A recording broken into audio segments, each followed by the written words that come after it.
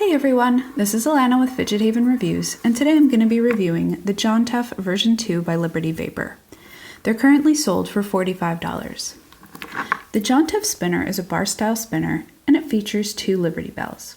The one that I'm reviewing is made of stainless steel. It has a lovely brushed finish, and in true Liberty Bell form, it has a crack machined into it. It contains an R188 bearing, which is held in place by a bearing lock system. It weighs in at 58.85 grams on my scale, and it has a total length of 2.31 inches. The design of the Jawntuff is unique. They had the spinner manufactured by Cygreen, and they did a really great job with the aesthetics. I think that the brushed finish suits it very well, and I really enjoy the inclusion of the crack. The Liberty Bell design is one that Pennsylvanians and historians alike will find interesting. My biggest complaint about it is that there are hot spots all over the spinner. I can't lie, and this is honestly one spinner that I find too painful to use one-handed. No matter how or where I spin it from, my finger either scrapes or hits one of the hot spots.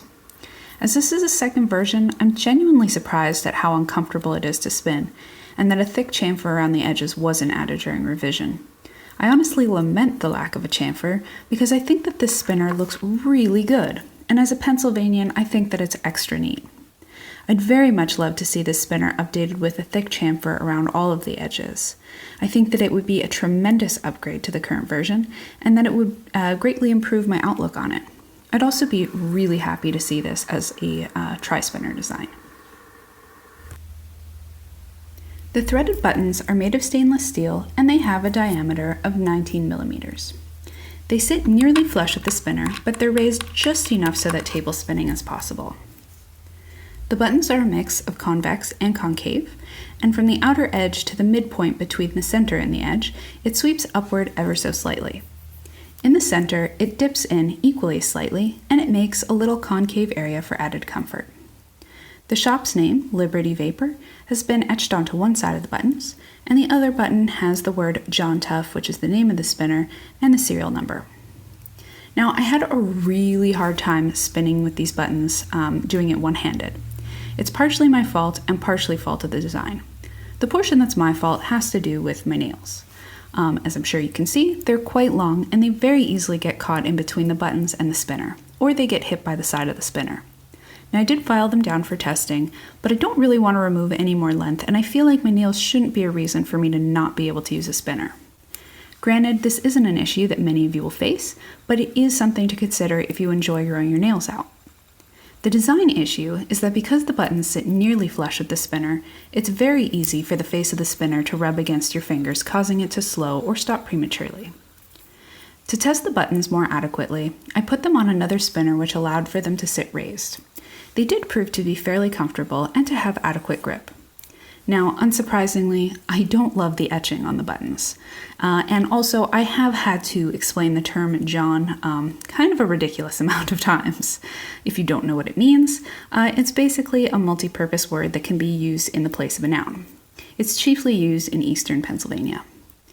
My recommendation for the buttons would be to have them raised and to make them more concave.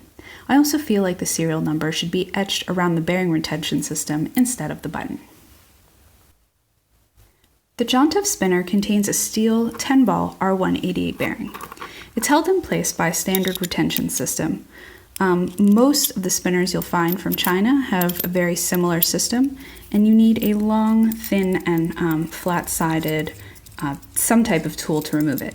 I do know that some of the shops do sell removals tools. This is not actually one. It is a bottle opener that I stole from my fiance, but it does the job perfectly for me. So as you can see, it comes out very, very easily for maintenance or replacement, and it goes back together just as easily as you can see. Usually I do this with a knife, but I find that spinners that have any sort of raised edge around it, that makes it really difficult. So I do recommend picking up a bearing retention tool just to make it a little bit easier on yourself. Now the bearing feels smooth and it is fairly quiet. There's a pleasant amount of feedback when holding it still while spinning, As with all bar style spinners, it does experience additional feedback from the drag when switching from horizontal to vertical. Now surprisingly, I actually find the drag to be less unpleasant than with a lot of other bar spinners that I've tried. The spinner does have a very slight sound to it while spinning, but it's the song from the metal and not the bearing.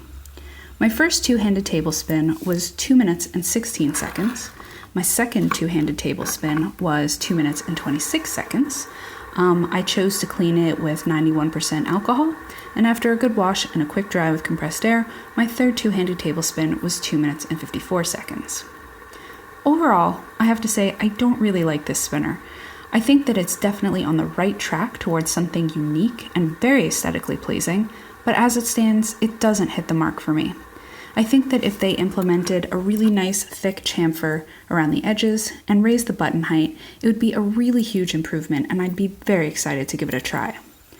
As it is, I would classify this spinner as a distraction fidget because of how much attention I have to pay to spin it effectively. If they were to implement the tweaks that I outline, I think that it'd be a really fantastic concentration fidget.